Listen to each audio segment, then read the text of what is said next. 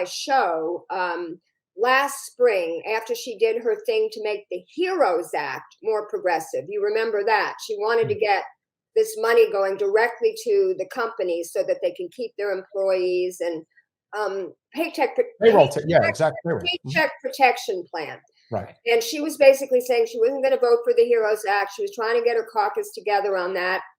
And I was very proud of her for doing that. And I wanted to talk to her about that on my show. And I said, you know, you were an activist before you went into Congress. How do you plan to make use of the outside game? Those of us on the outside, activists who can support what you're trying to do on the inside. And she referenced, you know, getting organizations like Move On and Indivisible and, you know, Working Families Party, you know, these groups.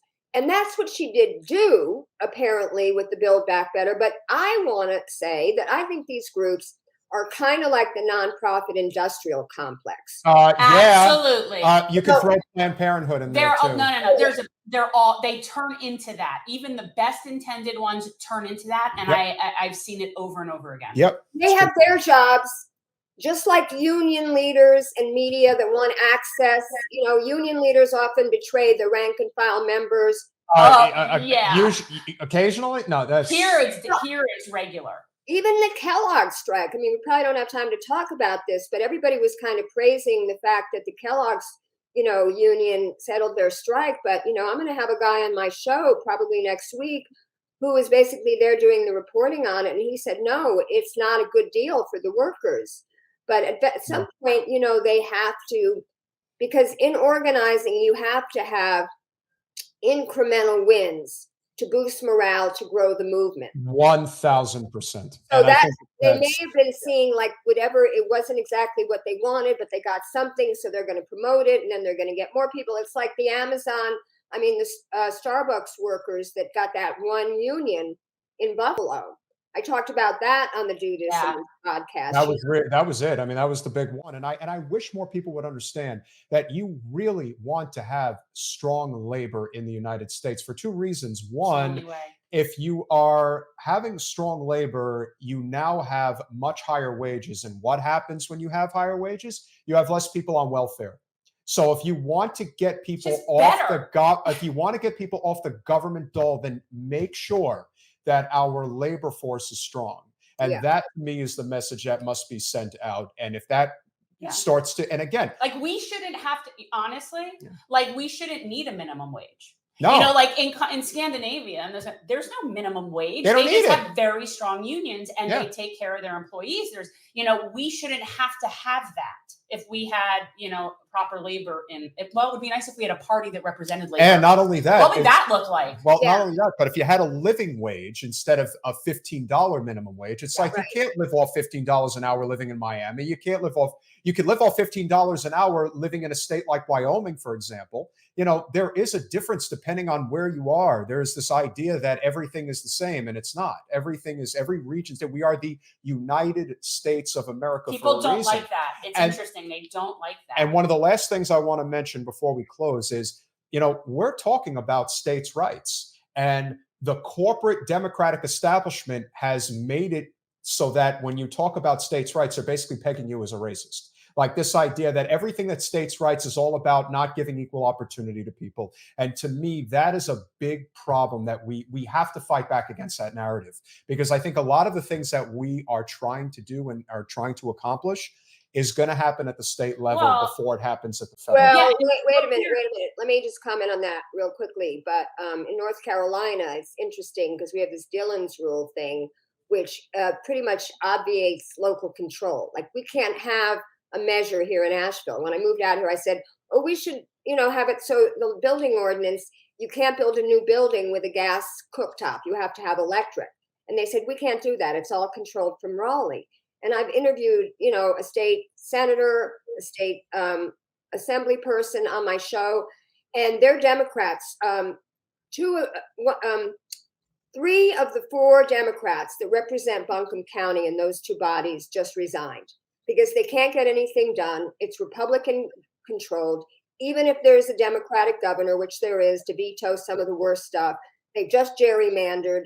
And if the lawsuits don't work, The Democrats are going to, be a super minority, and they're not going to be, able to stop anything by vetoing it. So there's not going to be. Well, I just sort of confused it, and I don't want to correct it, but I think you get my point. Yeah. It's basically a problem.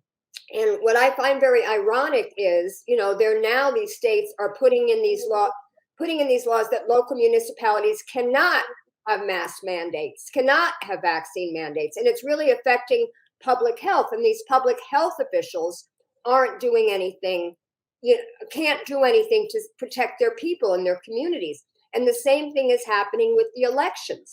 They're trying to politicize local election officials to make them partisan, the way they already did with judges, because you used to vote for these people, you wouldn't know what party they were. Now they realize, especially here in the South, where evangelical Christians who, come out to vote against abortion, that's the only thing what started them voting again. But now you're bringing them in with critical race theory and all these other wedge issues. They don't follow the issues. So you need to put a D or an R by the candidate's name. And that's how they're going to do it. And this is the first time I ever agreed with a neocon.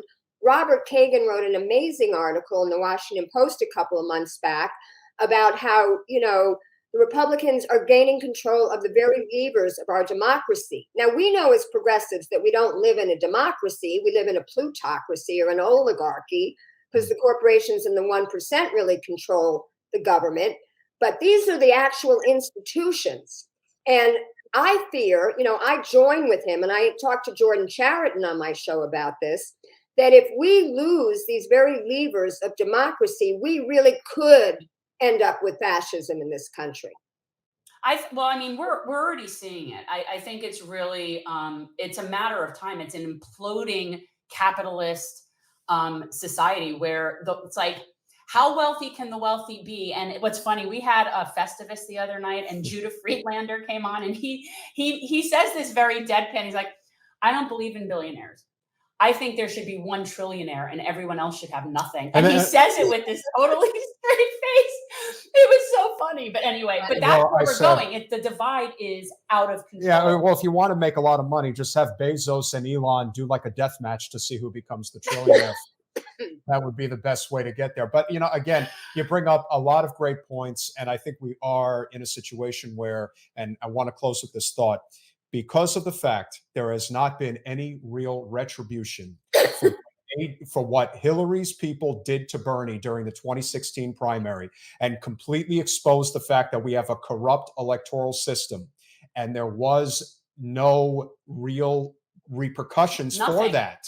You are now putting. Well, there were for Julian Assange. Well, yeah, but you're now putting in the hands of people who are going to use it as a weapon, and they are using it as a weapon. And I've always said, if you are just going to allow what happened, we can't get into it now. We could do it on another show. But the idea that there was so much to the election rigging in the primary, you have now allowed this whole system to basically tilt on its axis to the point at which it can completely collapse. Thanks for watching. If you want to support our mission to transform politics into service, please like this video, subscribe, follow us on social media, and consider joining our Patreon, where you'll get early access to our interviews as well as other exclusive content. Links are in the description. Peace out.